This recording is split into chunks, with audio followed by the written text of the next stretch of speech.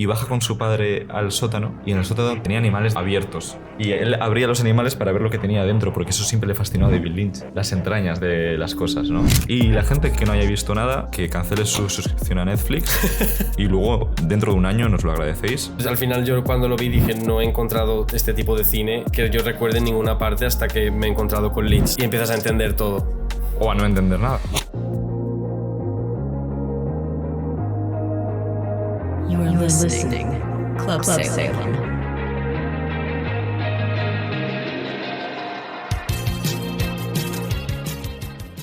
Hola a todos y todas y bienvenidos a Club Salem, podcast dedicado al cine de terror y fantástico. Y en el programa de hoy queríamos empezar con una pregunta, que sería: ¿David Lynch sería cancelado por Netflix? Y esto es algo que va a sobrevolar todo el programa de hoy, porque queremos unir, por una parte, la figura de David Lynch, ¿no?, del director, con todo el panorama actual de plataformas y de video on demand. Y estoy un día más con Carlos Chaparro. ¿Qué tal? Hola, aquí estamos. ¿Cómo estamos? Desde la distancia. Y nada, decir que este no va a ser un repaso de toda su carrera, sino una excusa para hablar de cómo ha cambiado la forma de ver cine y sobre todo de entender cierto tipo de cine dentro del panorama en el que nos movemos actualmente de contenidos y de algoritmos. Entonces creemos que ahí podemos encajar nuestro punto de vista y nuestra opinión para ver un poco cómo de raro es el cine de Lynch y qué es lo que se considera raro también hoy en día, y definir un poco sus películas y su forma de ver el mundo dentro de lo que es Internet y lo que es, pues, todo lo que conocemos ahora de las pantallas y de consumir contenido y todo esto, y cómo choca un poco con la forma de no explicar las cosas que tenía Lynch. Entonces nada, para empezar, si quieres, Chapi, cuenta cómo fue tu primer encuentro y cómo empezaste, o cómo conociste a David Lynch, mejor dicho. Claro, lo que hay que saber es que yo no sabía absolutamente nada de David Lynch. Yo no sabía quién era, yo no había oído casi nada de este director. Y mi forma de conocerlo es graciosa porque digamos que estábamos tú y yo con unos amigos en una cena, y cuando acabamos de cenar, por X circunstancias que tampoco recuerdo, acabamos en un bingo, ¿no? Era la primera vez que yo iba a un bingo de así de igual, noche. yo no había ido nunca. Y entramos, y claro, cuando entramos, claro, el panorama era que tú, claro, yo me acuerdo que tú dijiste en ese momento, me estaba yo al lado y me dijiste, ¡buah! Es absolutamente lynchiano. Y yo dije, ¿lynchiano? ¿Qué coño dices? Y claro, ya de repente siguió la noche tal, y cuando salimos yo te pregunté, oye, ¿qué querías decir con lynchiano? Y tú me dijiste, ¿no sabes quién es David Lynch? Y yo, no, ¿quién es ese? Y me dijiste, y ya me explicaste todo, tal, me explicaste, y yo digo, pero entonces, ¿por qué esto de lynchiano entonces? Y claro, yo ya me cojo y después de eso me meto en el cine de David Lynch y digo, ya estoy entendiendo a qué venía todo eso. Y claro, un bingo, ¿no? O sea, la gente un bingo nocturno, el tipo de gente... El tipo de gente, ¿no? El propio espacio, los contrastes, los ruidos... los ruidos... o sea, sobre todo para mí fue la gente, ¿no? O sea, es que recuerdo que había una señora mayor que estaba fumando, que fumar también es como muy, muy de personajes de David Lynch. Fumar en interior, sí. Fumar en interior. Fumar en general. Sí, encima, claro, tampoco había voz, eran los ruidos de las máquinas que estaban ahí constantemente, como un ambiente muy vacío también.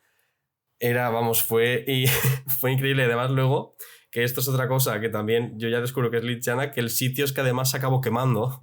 Hostia, sí, ya ves. Meses después, por lo que sea, no sé si... no sé, no me puse a leer cuál fue el motivo del incendio, pero se podía fumar dentro, ¿sabes? Entonces, claro, ya. Pero mola pensar que fue algo más que una colilla, ¿no? Claro, podría ser toda una trama de David Lynch, ¿sabes? De una película que ha pasado en ese casino, en ese bingo, y ya está. Pero claro, bueno, yo entro a raíz de eso, ya ves tú. De hecho, perdona, abro un paréntesis, hay bastante fuego en el cine de David Lynch, ¿no?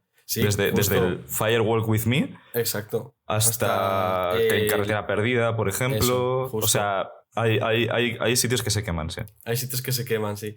Y nada, yo entro a David Lynch a través del adjetivo lynchiano, que yo además entré en un sitio lynchiano sin saber nada. Claro, yo de repente me vi ahí y claro, pero ya sin saberlo, ya el sitio tiene como esa extrañeza, esa cosa rara que dices, es un bingo, porque ubico que es un bingo, pero parece que aquí está viendo algo más que no acabo de ubicar.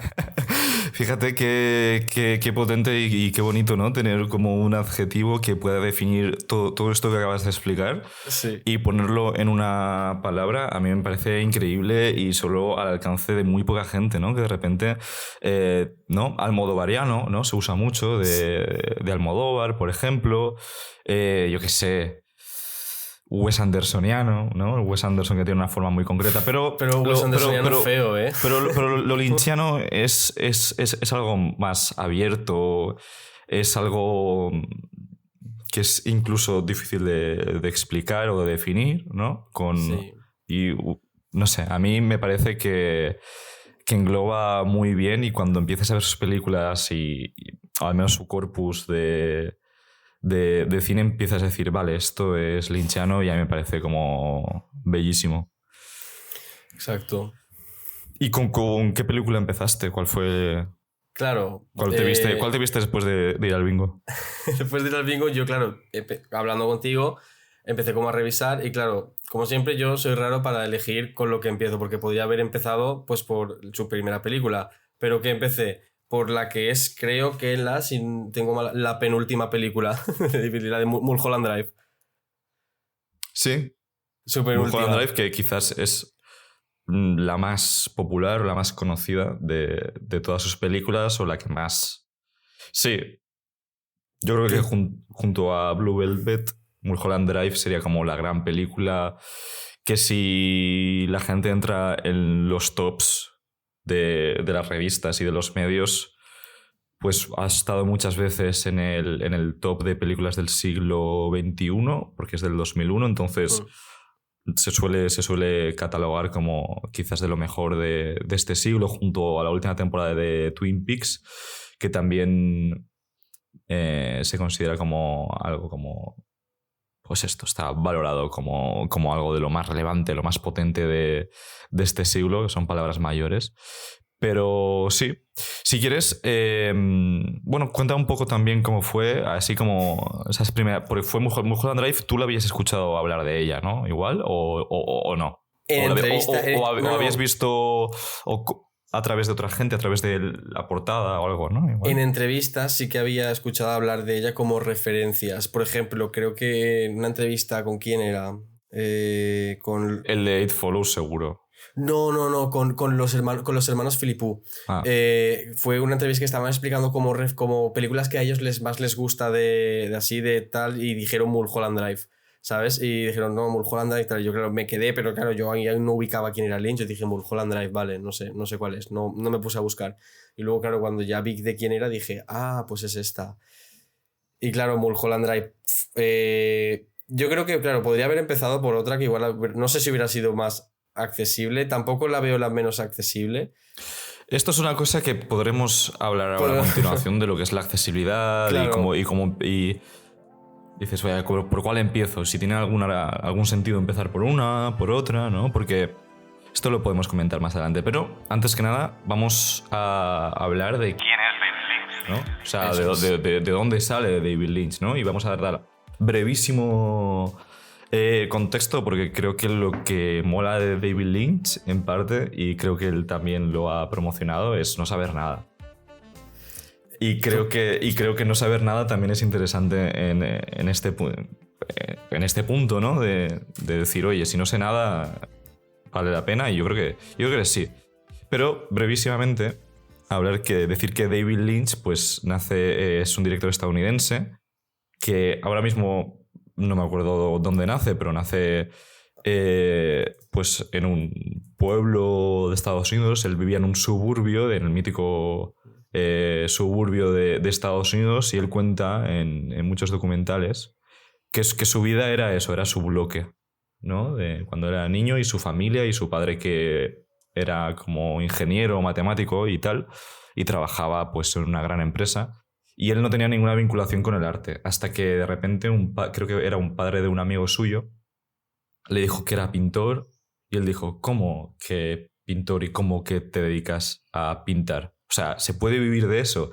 Y él cuenta que en ese mismo instante de adolescencia ya decidió lo que quería ser de mayor, que quiere ser pintor o artista. Y es lo que él define como la art life. Yo no sabía eso, fíjate, ¿eh? Quería vivir la art life. Decía, ¿cómo que puedes vivir de ser pintor?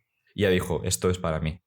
Y de ahí ya siguió su carrera, y hay un documental muy guapo que yo me he visto varias veces que me encanta, que es The Art Life, que él cuenta su vida desde que era niño hasta que se fue a Los Ángeles a rodar Eraserhead, que es su primera película, su ópera prima, que estuvo rodando 5 años. Entonces, toda esa trayectoria de hasta los 20 y pico años que empezó a rodar Eraserhead, que le dieron una beca para irse a rodar a Los Ángeles, como él descubre el cine, porque cómo pasa de la pintura al cine, ¿no? Él cuenta esto muchas veces, ¿no? Que estaba viendo un cuadro, no sé si era suyo, pero estaba viendo un cuadro y de repente se imagina los árboles moviéndose, empieza a escuchar el viento y dice, hostia, si empiezo a mover el cuadro, ¿cómo puedo hacer que el cuadro se mueva? Y es cuando empezó a interesarse o empezó a investigar un poco sobre la aplicación del cine a su obra. Porque también decir que David Lynch, más que un cineasta, es un artista, ¿no? Un artista multidisciplinar. Él ha trabajado el sonido, tanto a nivel de músico, él tiene su propia música, él sabe de música, a nivel de pintura, sobre todo, de obra plástica, porque ha trabajado la pintura durante toda su vida, no solo antes y después de hacer toda su filmografía, sino durante toda su carrera, y es súper interesante ver sus cuadros y cómo se relacionan con sus películas también, que tienen mucha cosa en común. Y aparte de escritor, aparte de escultor, la propia edición de sonido también de sus películas como que la ha trabajado él muchas veces, él mismo. En fin, ha sido un artista, no sé, total, ¿no? Claro, pero y que tristemente pues falleció este año, al principio del año, creo que fue. Falleció en enero, sí. Siempre había promesas de algo más. Estaba un poco enfermo porque tenía como una enfermedad pulmonar de tanto fumar. De hecho, no sé creo que seguía fumando, ¿eh? Pero él le encantaba fumar, ¿sabes? El café y fumar era su rutina diaria. Y ya está, así hasta el final. Y nada, pero bueno, sí que es verdad que aquí en este programa pues, vamos a hablar un poco de sus películas, ¿no? Y si quieres comentar un poco sus películas por encima. Sí, por encima sus películas. Bueno, yo he de decir que solo haciendo mis deberes, yo no he visto toda su filmografía. O sea, lo he intentado, ¿vale? No hace falta tampoco. Lo he intentado. A mí me falta una película, creo, pero por el resto lo he visto todo, pero... Claro, entonces, a ver, yo digo las que he visto, ¿vale? Que son, yo he visto lo que he dicho ya, Mulholland Drive, ¿vale? Que es la penúltima película suya, de 2001. Luego yo he visto Carretera Perdida, Lost Highway, que creo que es la anterior a Mulholland Drive, del 97. Luego Blue Velvet, que es del 86, que va después de Dune, de esa fallida Dune. Me mola porque estás diciendo todo tan desordenado, ¿sabes? Sí. Podría ser en orden, pero está bien. Está bien, ¿no? Vale. Y luego la serie que tiene, que es Twin Peaks, que yo creo que es lo que más podrá resonar. He visto los 4 primeros episodios de la primera temporada. Y la mitad de Inland Empire, pero porque bueno... Bueno, Inland Empire, ¿eh? Es su última película, hablaremos. Sí. No, pues que lo que tiene es que, joder, a mí, yo te lo he dicho ya, es de mis directores favoritos de siempre. Y este programa tampoco lo quería hacer muy denso, sino quería como sobrevolar un poco, pero como cada película podríamos dedicar un programa, al menos yo lo dedicaría. Tú escucha y yo voy hablando, ¿vale? De todas las películas, porque creo que es fascinante. Pero aquí estamos poniendo en contexto lo que es la obra de un artista en relación a lo que sería la obra de David Lynch, por ejemplo. Imaginémoslo ahora, ¿no? Con Netflix y con las plataformas. Claro. También, y ver este contraste de, por ejemplo, Twin Peaks, que lo acabas de mencionar, Sí. y cómo sería hacer Twin Peaks ahora, ¿sabes? Claro. ¿Sería cancelada Twin Peaks después de su primera temporada? Yo creo que sí. Sí, claro, tenemos que tener en cuenta quizás, o sea, explicar lo que es las características que tiene el cine de David Lynch, ¿no? O sea, porque, claro, tiene unas narrativas muy poco convencionales o que siguen estructuras muy poco convencionales, ¿no? Ahí. Vamos a entrar a esto. Si quieres definir un poco qué tienen en común sus pelis, porque tienen como, al ser un artista bastante autoral, prácticamente todo tiene su seña de identidad, ¿no? Vale, o sea, sobre todo yo creo que el cine de David Lynch, o sea, si tuviéramos que destacar algo que sobresale en todas sus películas, es la ausencia de respuestas. No hay respuestas, no hay explicaciones, él tampoco quiere darlas. Para él, o sea, para Lynch, no se trata de entender, sino de sentir.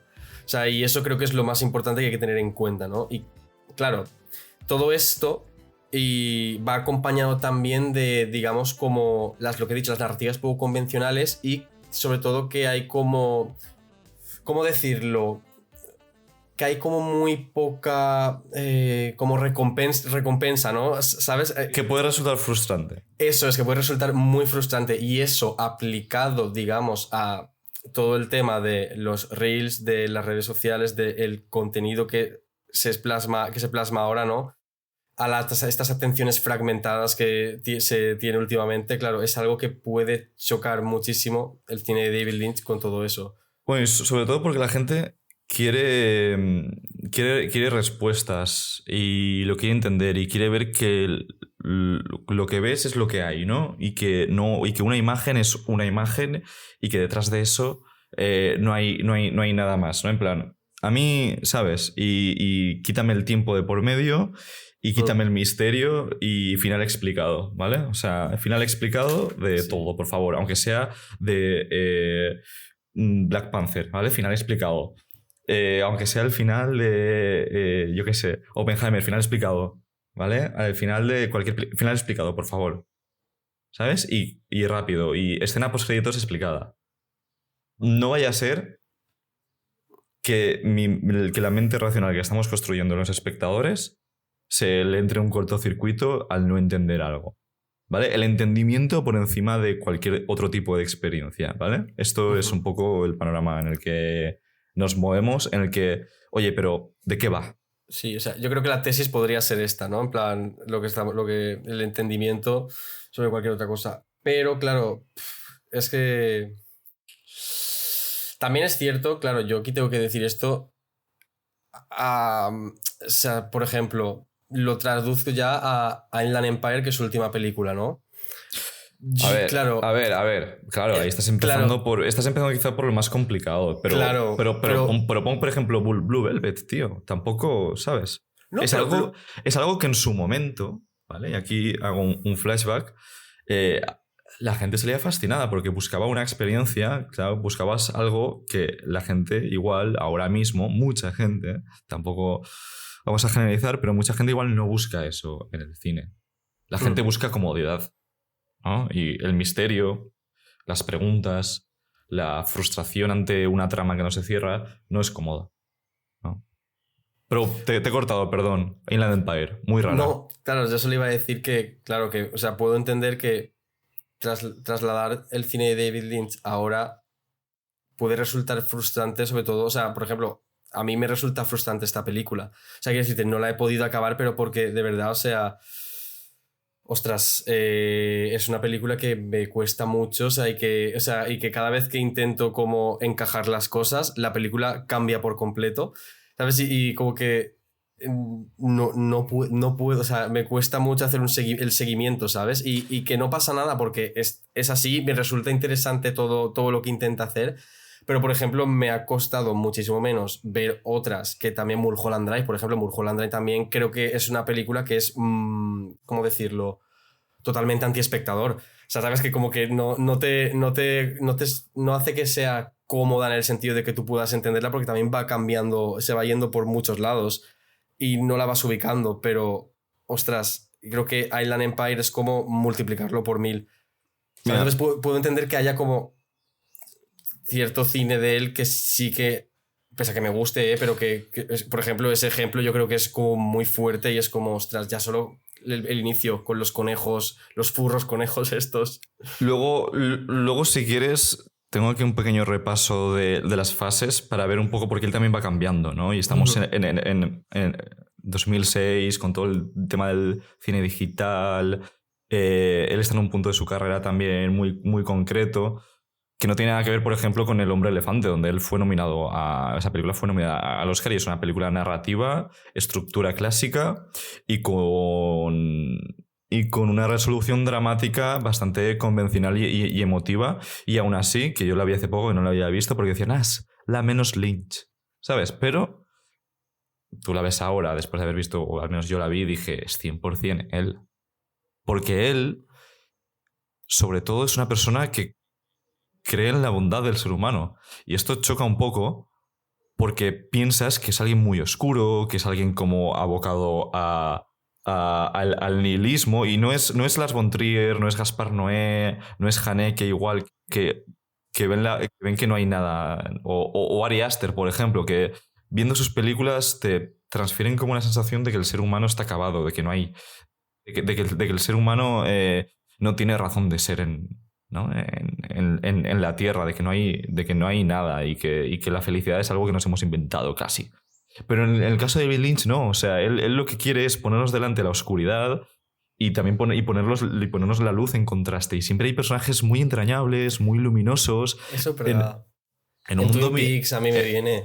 En Twin Peaks, es que tú ves los personajes que son tan cariñosos, son una comunidad como Twin Peaks donde nunca pasa nada malo, pero metemos el asesinato de Laura Palmer ahí, ¿no? Y de repente todo bascula entre la oscuridad, la cosa más horrible y la bondad más, no sé, más pura. Y entonces va siempre como basculando. Y aquí siempre se pone el ejemplo de la intro de Blue Velvet, que yo creo que la han puesto en todas las universidades y en todos los cursos de comunicación audiovisual, te han puesto la intro de Blue Velvet de este es David Lynch, ¿no? Te dice que hay un mundo arriba luminoso y ves como la cámara en la intro se sumerge por debajo de la tierra donde hay escarabajos y hay oscuridad, ¿no? Sí. Y en este plano te están resumiendo lo que es la obra de David Lynch, que es un buen ejemplo para entrar. La verdad. Sí, la verdad es que sí. Pero bueno. Yo, espera, perdón, es que quería contar una anécdota vale. de cuándo fue yo la primera vez que vi algo de David Lynch, ¿no? También. Porque parece que yo haya nacido aquí ya sabiendo, ¿sabes?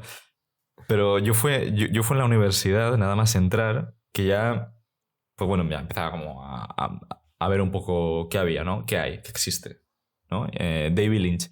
Y lo primero que vi suyo creo que fue Mulholland Drive también. Mira. Creo que sí, es que no lo recuerdo muy bien. No sé si fue Mulholland Drive o fue buscando por Google David Lynch que vi el corto o el mediometraje de Rabbids, que forma parte de Mulholland Drive, pero por separado, ¿sabes? Como todo lo que es el corto o el medio de Rabbids. Y no sé si ni siquiera lo terminé, pero lo estuve viendo un rato y me dio mucho miedo. O sea, yo veo el plano ese de los conejos en el sofá, la madre y tal, y yo decía, hostia, ¿qué es esto? Porque claro, no es un miedo programado, no es un miedo dirigido como si vas a ver Hereditary, por ejemplo, ¿sabes? O Midsommar o cualquier película de terror que es género terror. Tú esto no lo catalogarías de género terror. Entonces ahí ya me quedé descolocado y me dio miedo real de decir, hostia, qué chungo, Deep Web, ¿sabes? Yo pensaba, esto no es el código que yo estoy acostumbrado, ¿sabes? Esto no es Expediente Warren, ¿sabes? Esto es otra cosa. Y luego me puso una conversación suya, una entrevista, en la que él hablaba de esto. Y a mí esto se me quedó grabado a fueguísimo ya con 18 años, que él explicaba que él comparaba el cine con la música. Que tú estás escuchando una canción en un idioma que no es tuyo y puedes estar recibiendo una emoción, una impresión, ¿no? Tú escuchas una música, una canción en inglés, en italiano, lo que sea, no lo entiendes, o incluso sin letra, y ya recibes algo. Te decía, yo veo el cine un poco igual, aunque no estés entendiendo la letra, es decir, la narrativa clásica, el modo de representación clásico, puedes estar recibiendo algo igual. Puedes tú como espectador estar como sintiendo cosas. Y yo dije, hostia, ya ves. Ya ves, David Lynch, esto... pues ya ves, ¿no? Dije, todo el sentido. Si es que la vida a veces no está ordenada en actos y luego tiene una resolución, ¿no? Sino que todo lo que vemos puede estar ordenado de otra forma y recibir algo igual, ¿no? Yo me esfuerzo muchísimo en un examen y paso súper mal y llego a última hora porque he perdido el metro y es como una, ¿no? Una cosa muy de narrativa de he estudiado y me lo merezco y he superado obstáculos y tal, y luego suspendo y además se muere mi perro y dices, esto no es justo. Yo, bueno, es que no tienes por qué ganar, ¿sabes? Este viaje del héroe no tiene por qué ser así. Lo que pasa es que es un poco... Ay, perdón, dime. No, y era esto, la comparación con la música a mí me dejó loco.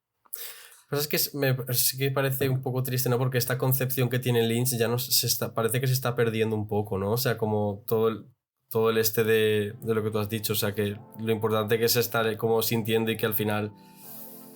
¿Sabes? Yo creo que siempre habrá gente y la diferencia, y es el punto al que vamos ahora, es... el cine lynchiano versus la cultura de hoy. Es decir, cómo... estas ideas que estamos comentando de entender el cine como de una forma más artística, más autoral, no se está viendo, digamos, recibida o percibida por el gran público como podía ser es que no quiero decir antes, porque siempre va a haber cine de todo tipo, sino en cierto mainstream o que se produce en ciertas plataformas o que... digamos, la gente, tampoco quiero decir la gente, sino no se busca esto igual, o no se busca de la misma forma, o una película como Blue Velvet en 2025 sería relegada a un segundo o un tercer plano, podríamos decir. Claro, ¿cuánto durarían salas? ¿Cuánto durarían salas ahora? O al menos no podría contar con las estrellas, que igual fueron, bueno... estrellas o personajes con los que puedo contar David Lynch o un nivel de producción, ¿no? Con el que puedo contar David Lynch que igual ahora sería más complicado, ¿no? Podría ser, sobre todo porque al final, claro, ahora las pelis, ¿no? Es lo que veníamos comentando al principio, todo tiene que ser rápido, no tiene que haber un espacio para pensar, no hay silencio, sobre todo que esto es lo que siempre subrayo, todo está diseñado para gustarte y no incomodarte, ¿sabes? Y es como, quizás que una película te pueda... cuando la mayoría de las películas están hechas para que te gusten, que tengan como esto que veníamos diciendo, ¿no? Todo rápido, una resolución, lo has entendido, perfecto, brillante, sigues ahí. Que haya algo que no te acabe de gustar, pero, o sea, ¿sabes? Como que te incomode, que te haga dudar, que no estés entendiendo qué está ocurriendo, que le estés dando vueltas y estés diciendo, ostras, que estoy viendo y que te haga plantearte si te está gustando o no te está gustando, ¿sabes? Como que no tengas nada claro. Creo que ir al cine y tener esa experiencia, creo que a día de hoy puede ser de lo más reconfortante que pueda ocurrirte. Esto, si lo que buscas es algo así, ¿no? Porque también... Y yo quiero entrar a hablar un poco del algoritmo porque lo vamos a definir un poco de forma más o menos abierta, pero tampoco entramos mucho en detalle porque puede ser muy técnico, pero yo creo que todo el mundo tiene una idea de lo que es el algoritmo en abstracto, ¿no? Pero realmente, ¿qué está haciendo el algoritmo? ¿Qué nos está haciendo el algoritmo a nosotros? Porque...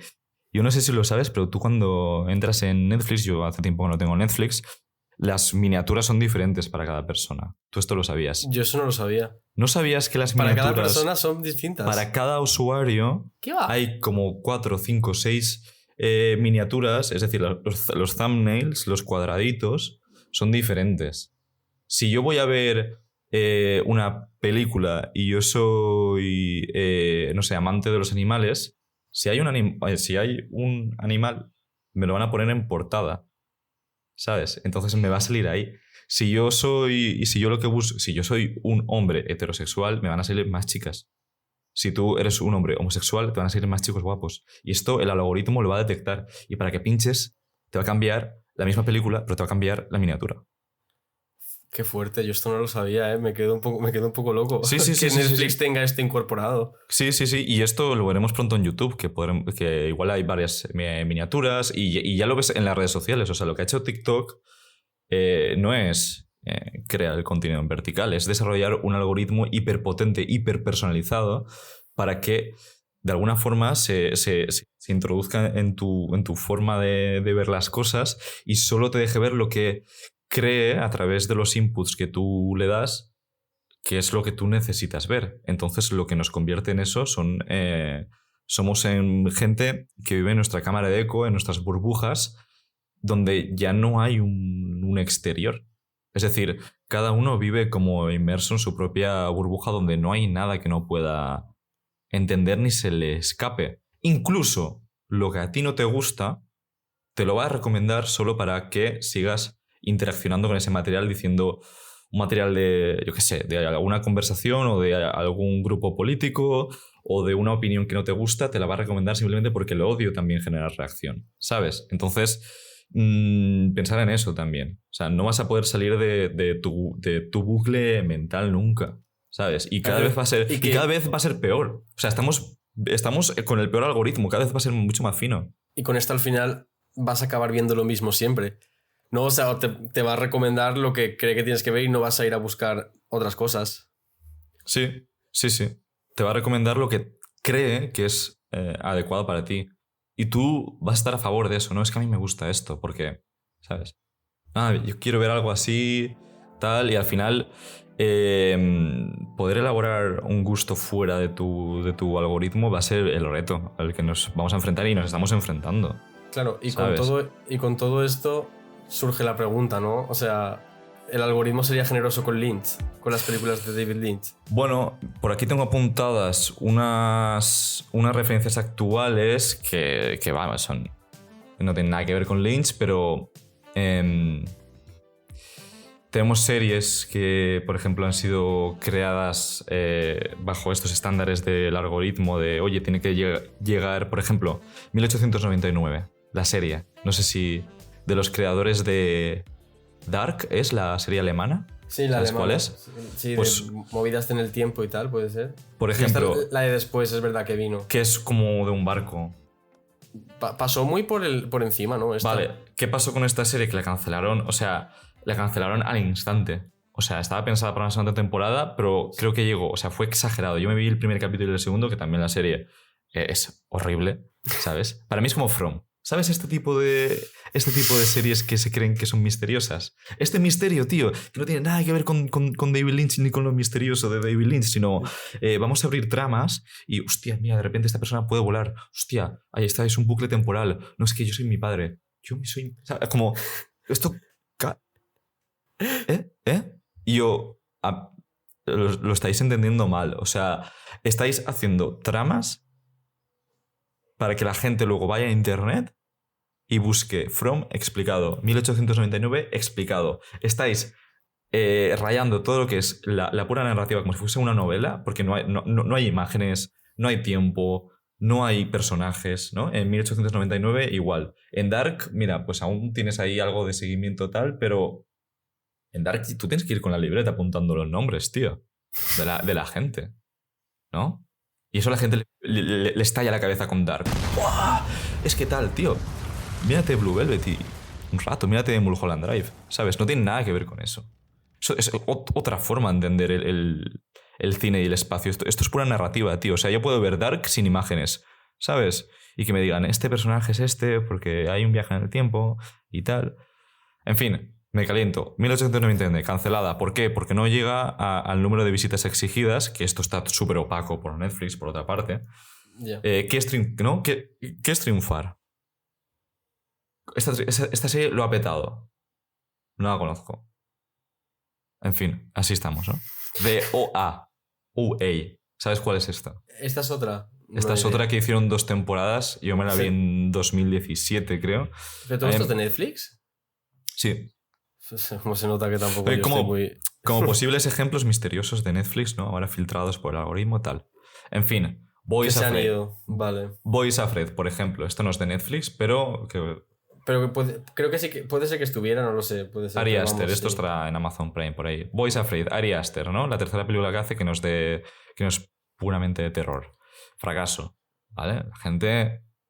Bueno, para mí fue la mejor película de ese año, pero eso ya son gustos personales y ahora parece que o la odias o la amas, ¿no? No, y que Cosa. bueno, al final, Boas Afraid creo que es un buen ejemplo para lo de Lynch, porque al final, o sea, tiene como muchas cosas, no en sí de que comparte como muchas cosas de Lynch, porque creo que son cosas distintas, pero tiene esto, una duraciones, narrativa compleja, ¿sabes? Decisiones que te van llevando por varios caminos y como que personajes, ¿sabes? Como que tiene todo esto que dices, podría ser un ejemplo perfecto de que Bo tiene miedo, ha sido una película que ha aparecido, ha sido castigada, ¿no? Por el algoritmo y por esto, y no ha sido nada recompensada.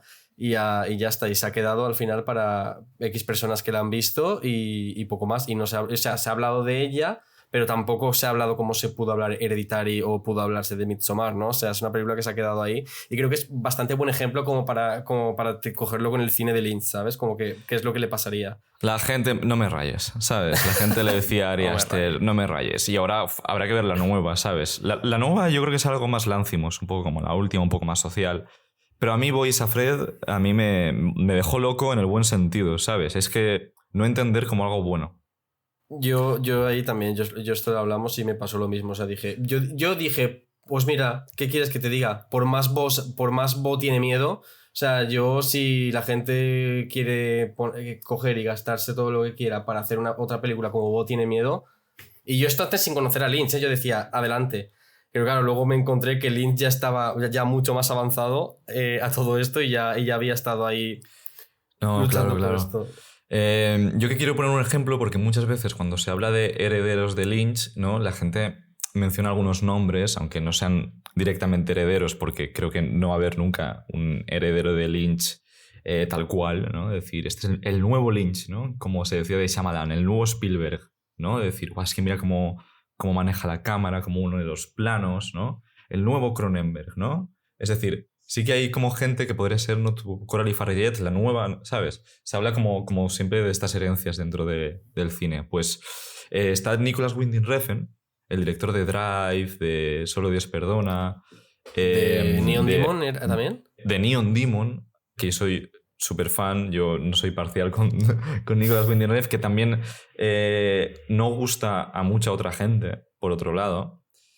Y Nicolas Winding Refn tiene dos series hiper canceladas.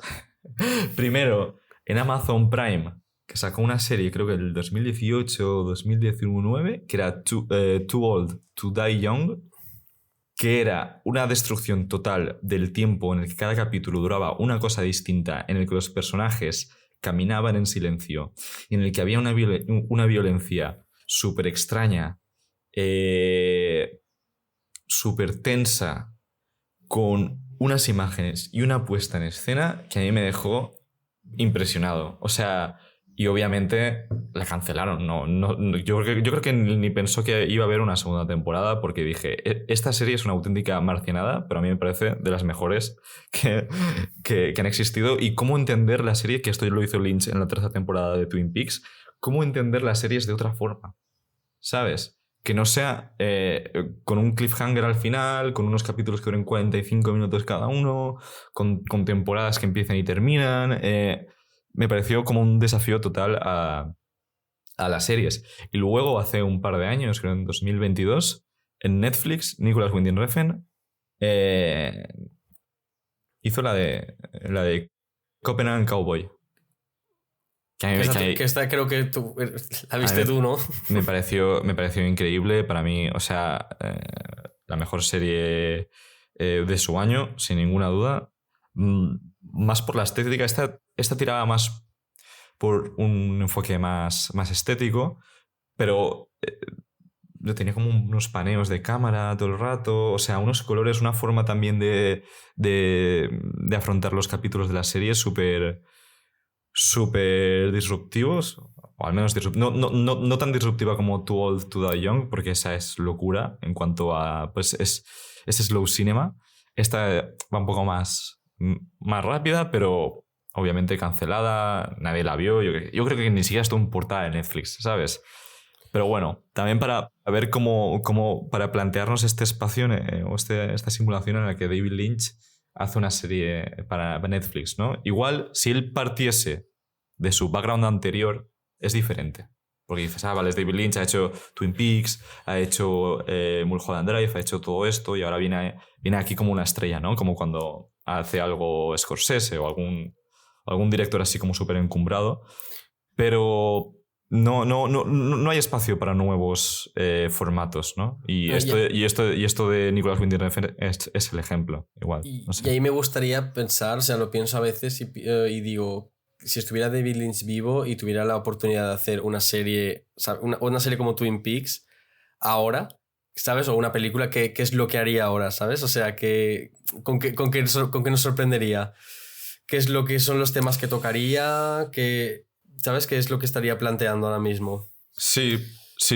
Claro, pero ¿él mismo dices o una nueva persona? No, el mismo, ¿sabes? Si estuviera, o sea, en los tiempos de ahora con todo este tema, ¿ves? Del algoritmo, que seguro que es algo que él pillaría y entendería, porque evidentemente se daría cuenta, como ya muchos se dan, de cómo son los espectadores ahora o cómo están las nuevas audiencias respecto a todo esto. ¿Sabes qué es lo que haría? O sea, ya, no, me lo planteo a veces. Él ya en esta última etapa suya estaba como medio retirado y tenía su canal de YouTube donde subió durante mucho tiempo reportes del clima y saludaba y decía, hoy en Los Ángeles hará tal temperatura, y todos los días como un blogger subía un vídeo del tiempo. Qué mono. Y luego creo que también hacía como todos los viernes o todos los martes, cogía como unas bolitas y sacaba un número. ¿Vale? Hacía esto. Y a mí me parecía como una forma muy graciosa también de entender las redes, su weather report. Sí, eso es lo que hacía. Era casi como una performance digital, ¿sabes? Ya. Igual era eso, el internet para él, ¿sabes? Como un chiste, ¿no? Pero, por ejemplo, con Inland Empire, para él fue la gran revolución del digital. De decir, hostia, voy a coger una Panasonic, una VHS, una cámara digital que va con cinta y ya está. ¿Ves? Una de las cosas por las que quiero intentar acabarla es porque la decisión esa de hacerla con una cámara digital, sabes que le da como esa textura tan mal rollera. Digo, es que sobre todo la textura, o sea, yo la estaba viendo y digo, hostia, es que me siento raro, me siento incómodo, pero la decisión, o sea, te lo juro que digo, solo por esto quiero de verdad acabarla y hacer todo el esfuerzo de acabar esas 3 horas de película. Aunque cueste, ¿no? Aunque cueste, porque, ostras, cuesta. ¿Tú la has visto? Es que no te he preguntado. Sí, yo la vi, o sea, me dormí viéndola, luego me desperté y fue una sensación rarísima. O sea, yo creo que fue ideal para ver esa película. Yo como medio dormido volviendo a ver la película mientras que me dormía, ¿sabes? Un estado de medio ensoñación, o sea... Fue entre fascinante y terrorífico, como todo, pero vamos, igual que la primera vez que vi, por ejemplo, Carretera Perdida, yo te lo he dicho muchas veces. Bueno, yo la primera vez, la he visto 2 veces, la vi hace poco, pero la primera vez que la vi fue la película que más miedo me dio en mucho tiempo, te lo juro, ¿eh? O sea, no. La vi, yo qué sé, hace 5, 6, 7 años y las escenas POV con la cámara que... Esa home invasion, porque no deja de ser una home invasion del Eso inicio. Es. Vamos, o sea... Y esto luego ya se ha visto, ¿no? Más adelante, ¿sabes? Como ese punto de vista de alguien grabando, o sea... creo que en una de las últimas de VHS pasa esto, como alguien grabando dentro de la casa, ¿no? Y que graba los del interior. Y bueno, y luego, o sea, tiene...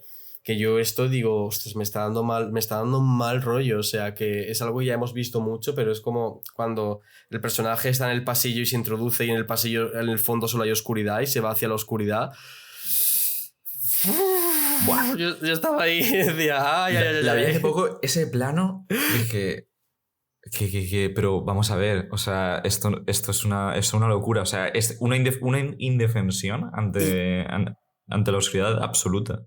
Y luego la casa, los espacios, o sea, que esto también es ese espacio que digo, hay algo, no codifico qué es lo que hay, pero digo, aquí hay algo raro.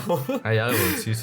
Aquí hay algo muy raro. No, y yo que quería plantear la pregunta que teníamos por aquí, que es ¿por qué nos sigue fascinando Lynch? ¿No? En 2025, ¿no? ¿Por qué volvemos siempre a él? O al menos alguna gente. Y yo creo que se seguirá volviendo a él y no se sigue volviendo a ver 1899, la maravillosa serie cancelada de Netflix, ¿no? ¿Por qué se vuelve a esto? Yo al final creo... ¿Qué encontramos? ¿Qué se puede encontrar en David Lynch, no? Yo creo que es por la tesis que hemos planteado al principio, que se resume en la experiencia, ¿no? La sensación, lo que he dicho al principio, el sentir por encima de entender todo. O sea que al final pues sí que es cierto que es algo que igual no quiero generalizar, pero igual muchas personas pues no están dispuestas a priorizar actualmente. O sea, porque yo me encuentro como muchas veces como este comentario de prefiero ver una cosa que sea... O me pongo algo para comer, ¿eh? Claro, ¿sabes? Yo digo... algo para no pensar, ¿eh? Ahí está eso, algo para no pensar y digo... o sea, está bien, que está bien, que no pasa nada, pero no pienses. Pero cuando lo llevas como a constantemente, ¿sabes? Digo, joder, al final que estás dejando que las miniaturas de Netflix te digan, mira, mira este tío cachondo, mira, son las 2 de la mañana y de repente dices, mira estos pechotes que tienes aquí de gente. ¿Cómo se llama la nueva serie esta, la vi, de Netflix? Que me salió, que eran como hombres y mujeres semidesnudas, como haciendo una torre, que creo que era de los creadores de Élite. Hostia, eso me gustaría como título. Hombres y mujeres semidesnudos haciendo una torre. Ya está. Ya está. A los títulos del futuro. ¿Cómo se llama? Ya los títulos te lo explican, no hay misterio. Voy a poner hombres y mujeres semidesnudos apilados. Élite, hombres semidesnudos. Nueva serie Élite, creadores... es que no me acuerdo cómo se llama. ¿Olimpo? Puede ser, Olimpo, creo. Ostras. Olimpo serie, sí, esa es, creo que sí. La recomiendas, ¿no? Desde aquí lo recomendamos. Sí. ¿Te ves es esta. Mulholland Drive y luego esta o al revés? ¿Qué película te ves antes? Es una serie esta. Para encontrar el máximo contraste, que podemos sugerir esto y luego Eraserhead. Wow, Pero... Yo no he visto Eraserhead. O sea, he visto como cosas que me han salido por internet y tal. Es que esto es otra cosa, porque, claro, ahora me aparece mucho Lynch en tema Reels y tal, y como que hay algo que se ha hecho meme. No sé si es Eraserhead o Elephant Man, pero que parece como un bichito que está tumbado, que se está riendo en plan de... que está en blanco y negro. No sé si es Eraserhead, creo, la película. Un bebé, como... Sí, eso es el bebé de Eraserhead, sí. Pues eso me ha parecido ya como muchos memes, ¿sabes? Y al final, también te digo una cosa. Pienso que en la respuesta a la pregunta que hemos hecho también de si actualmente sobreviviría, yo creo que también encontraría su nicho, como todo al final, ¿sabes? O sea, creo que sí que habría gente que estaría dispuesta a esto. Pero fíjate que ahora hablamos de nicho. Ya. No, antes hablar de nicho era como, no sé, es cine, ¿sabes? Es para todos, ¿no? Como que ahora tienes que hacer algo para los fans, para el nicho, ¿no? Y a mí eso me da un poco de pereza, sinceramente. Me fastidia un poco tener que hablar de nichos cuando, yo qué sé, seguro que si le preguntas a David Lynch dice, bueno, esto es para todos. No te diría, no, esto es para gente rara, guay, snob. Estoy seguro, porque es que además... Seguro. Es que tú lo ves hablar y te dice, no... Es que es un tío súper entrañable. Yo lo he visto en entrevistas y es que es muy entrañable. Pone así con los deditos, así a moverlos al aire y te diría, esto está no sé qué, y te explica de qué va, y él quiere compartirlo, y está hecho para todos, ¿sabes? Y eso es muy honesto. Eso es cierto, porque al final, porque no sé si dará la sensación de que lo decimos y parece como algo muy, muy como concreto y tal, pero sí, que de verdad que es cierto lo que tú dices, que él lo ha hecho para todo el mundo. O sea, claro, él simplemente estaba haciendo lo que más le gustaba y se nota, y dándole importancia a unos personajes que son súper interesantes, y volviendo a lo de antes, súper buenos, y que dentro de toda la oscuridad que puede tener... O sea, yo sobre todo pienso en el personaje de Twin Peaks, porque hay una frase que lo viendo que dice lo de, sí, que tienes que hacerte como dos regalitos cada día, ¿no? Y yo digo, es que es verdad, es que esto lo voy a aplicar y lo aplico en mi día a día. Me voy a hacer 2 regalos todos los putos días porque sí, tío. Y digo, ¿cómo se puede ser tan mono? Aunque sea a Delicious Cup of Joe, tú te tienes que hacer un regalito al día. Exacto, pero... Y siempre hay esos personajes, no sé, en el cine de Lynch.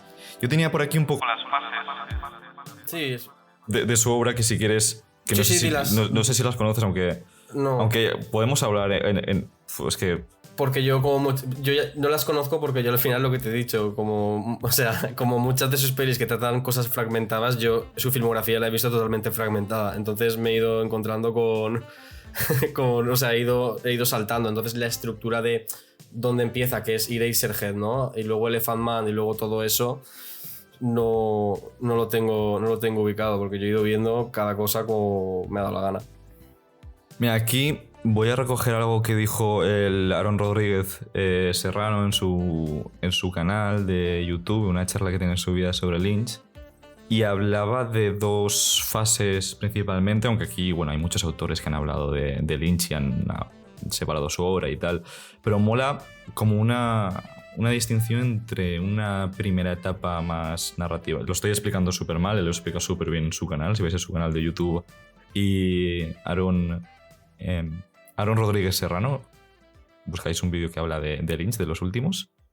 Es increíble cómo lo hace. Una primera etapa más narrativa, más clásica, desde Eraserhead hasta Will That Hurt, igual, que es más o menos cuando empieza Twin Peaks, que tiene El Hombre Elefante, Blue Velvet y Corazón Salvaje, Wild at Heart.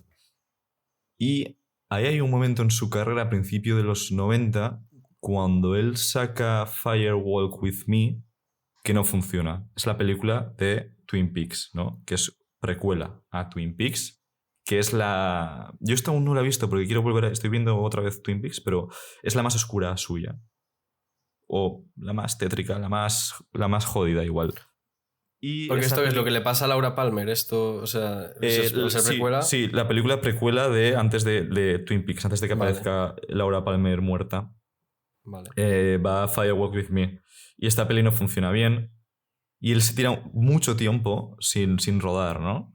Y Arona habla de esto, como Laura Palmer como personaje o ideal que quiebra un poco la obra de David Lynch en dos partes, ¿no? La propia Laura Palmer, ¿no? Como personaje de ficción y extra ficcional, que también como divide la obra de Lynch. Porque luego de Firewalk With Me, pues igual haría algún... Porque él siempre ha estado haciendo cosas, haría algún anuncio, escribiría algo y tal, pero la gran película que creo que viene después es Lost Highway, o sea, es Carretera Perdida, que es... Tú ya la has visto cómo es Carretera Perdida. O sea, es el reverso oscuro de todo personaje. Y es el doppelganger. Es el thriller psicosexual enfermizo. Sí, sí. Es el no pertenecer a un cuerpo, son los celos. Es una película que va 100% sobre los celos. Y luego tienes Mulholland Drive. Y luego tienes Inland Empire, que son estas tres películas que yo creo que para mucha gente también tienen esta imagen de David Lynch como... David Lynch es esto, es esta oscuridad, pero fíjate también de dónde venimos, ¿no? Pero claro. sobre todo esta segunda etapa, ¿no? Desde los 90 hasta Inland Empire es la más oscura, es la más dura, abstracta, donde ya se ha roto el tiempo, se ha roto aquí, ya es súper postmoderno o lo que venga después y el ser humano ya no tiene salvación ninguna. Es todo un sueño esa película, o sea, literalmente es un sueño, o sea, no una pesadilla igual también. Sí, exacto, pero es la lógica del sueño. Entonces, estas dos etapas, ¿no? Que mola como antes de Laura Palmer y después de Laura Palmer y después de Inland Empire, ojo, viene Twin Peaks y aquí retoma un poco esa luz de un poco de... o esa esperanza, ¿no? Que tenía en Twin Peaks. En su origen o en su primera etapa, como en The Return, recupera un poco eso. Y vuelve un poco a cierto humanismo, aunque también la tercera temporada es su propia cosa y yo creo que podremos hablar en algún momento más de Return cuando te la veas, porque vale. Yo creo que cierra muy bien su obra, aparte de cerrar la serie también. Y luego él sigue con su canal de YouTube y tal, pero bueno, es muy guay. Si quieres, bueno, es que tenía por aquí apuntado a hablar de la música, de los sonidos, Lynch como editor de sonido. No, si es que al final también da... sí.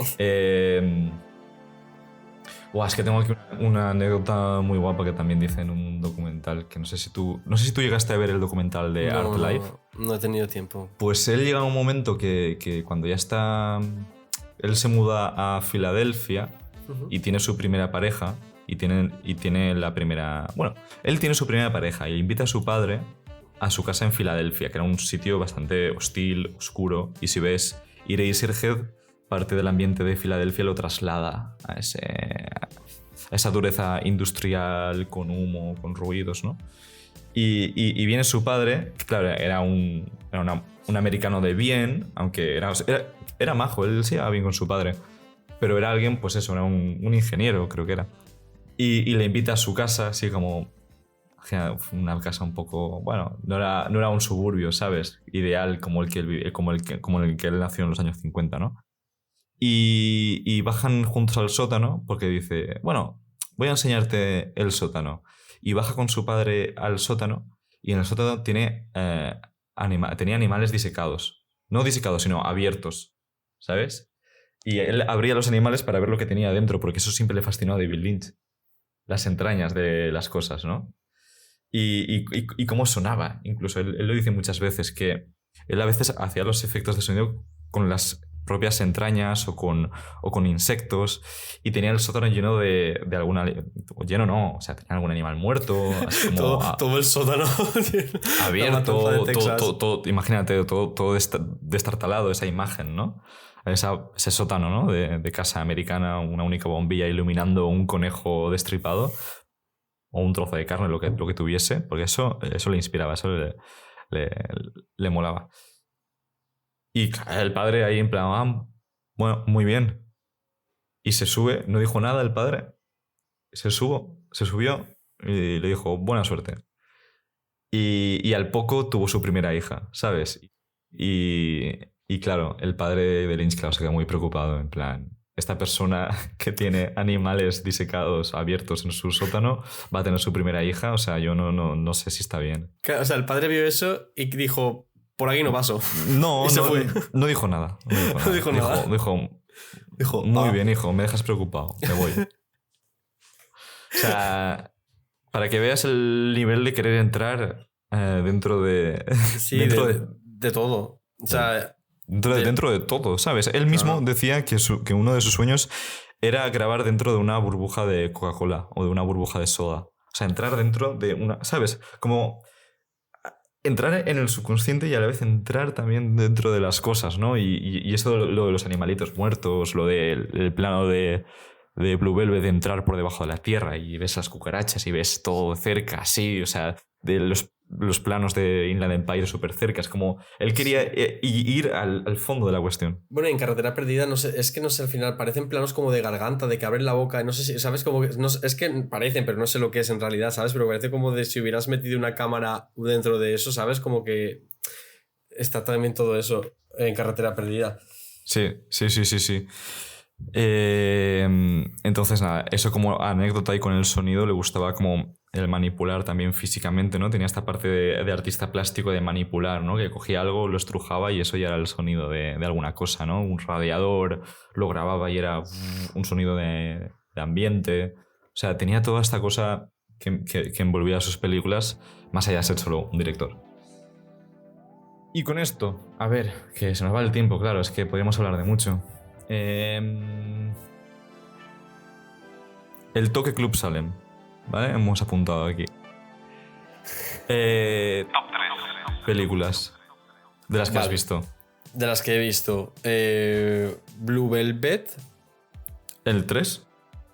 No, vale, de 3 a... vale. Xavi, ¿no conoces internet o qué? Lo he hecho mal, no conozco internet. Vale, pues sería... En tercer lugar. En tercer lugar, Carretera Perdida. En segundo lugar, Mulholland Drive. Y en primer lugar, Blue Velvet. Muy bien. No lo he pensado. No lo has pensado. Yo te puedo decir lo que más me perturbó mientras lo piensas. A ver, yo creo que la favorita de todos es Blue Velvet. Puede ser, sí. Yo creo que estaremos de acuerdo. Pero yo estaría ahí entre la tercera temporada de Twin Peaks. Sí, podemos considerar como... Sí, puedes ponerlo, la tercera temporada de Twin Peaks. Pues mis favoritas serían... es que El hombre elefante me gustó mucho también cuando lo vi, pero yo creo que Lost Highway, Carretera Perdida, Blue Velvet y la tercera temporada de Twin Peaks.